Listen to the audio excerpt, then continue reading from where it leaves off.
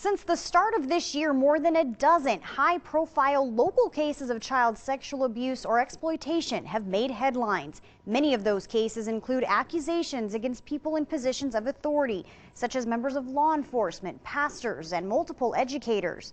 We wanted to know if this was an increasing pattern, and if so, can anything be done about it? We want to warn you, some of the language you are about to hear is graphic. At any given time, more than 750,000 child sexual predators are online working to sexually exploit children. That's according to statistics from the Idaho Crimes Against Children Coalition, which also estimates more than 34,000 Idaho children are solicited online each year. The commander of the Idaho Internet Crimes Against Children Task Force, which works to find and prosecute online offenders, says they are seeing an increase in the number of child sex abuse cases they work.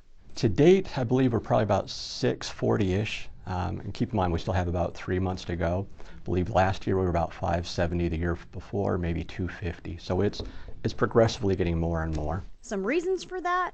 I think this is probably a combination of availability, population increase, reporting. Parents are getting better about finding something. Looking at specific counties throughout the state between July and September of this year, Canyon and Ada counties are 2 of the 3 highest in terms of caseload. While most other counties report between 1 to 6 cases, Canyon and Kootenai counties have 15, and Ada County hits triple digits with 129 cases.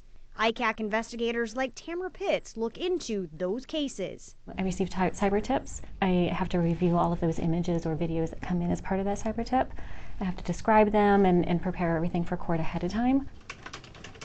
According to ICAC, those images and videos are getting more and more gruesome. It doesn't just include child pornography anymore. In one instance, we have ropes being used. But the lion's share of what we're seeing, violent rapes, screaming, torture. We know as investigators that this is always going to be out there, and we just have to do the best we can to stop the ones we can.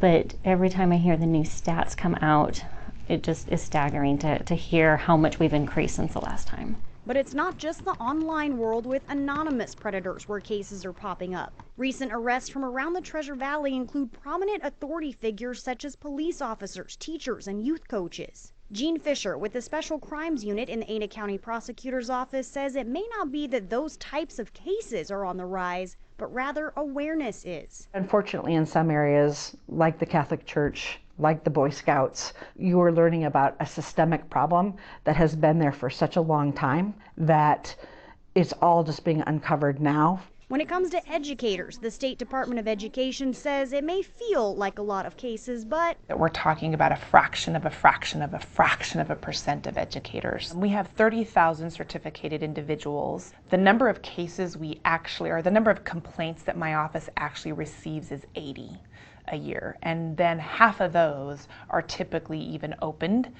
for investigation, and then about half of that actually has probable cause determinations, which means disciplinary action. When it comes to hiring in the education field, it's up to local districts who to employ.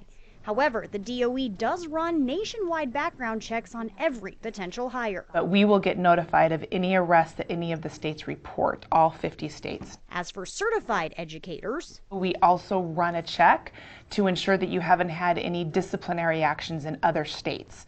The department also considers what it calls moral turpitude, looking for things like a pattern of poor behavior or anything that may violate the state's code of ethics. Despite those checks, Fisher says there are a few reasons why those types of cases are so effective when it comes to grooming victims. It's because they act as interlopers, someone who intentionally drives a wedge between the parents and the child. And if it's the coach, for instance, at the school, and the parent is really excited about their child's ability to play, and they want their child to excel, and so the coach, speaks to that to the parent. But that offender is simultaneously telling a much different story to their victim. And they are talking to the child in a ways that says your parent doesn't understand you like I do, your parent doesn't think you're as good of a swimmer as I do, or as good of a volleyball player as I do, or I think you're going to succeed. That's how relationships are formed and access to the child is gained.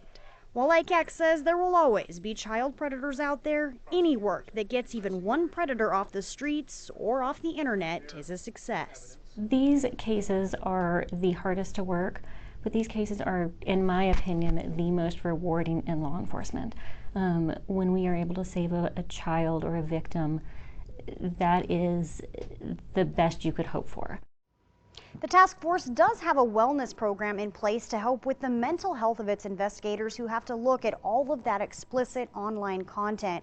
And as far as protecting your child from predators, ICAC says the best defense is simply being hands-on and aware.